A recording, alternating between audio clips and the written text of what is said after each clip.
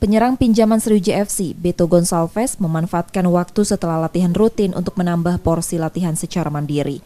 Hal ini dilakukannya agar performanya tetap terjaga meski kompetisi Liga 2 belum pasti kapan bergulir kembali.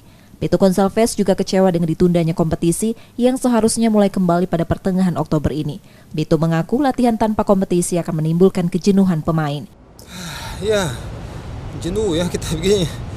Makanya tadi saya bilang, kita sudah, bukan saya sendiri, saya 4 bulan ya di Brasil waktu itu, libur, dekat keluarga karena situasi pandemi itu sulit ya. Jadi saya pengen dekat dari ibu saya, bapak saya, anak yang di Brasil.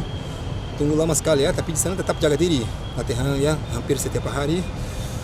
Terus kembali ke sini, kita sudah memang motivasi, mau mulai bulan Oktober, semua sudah memang siap.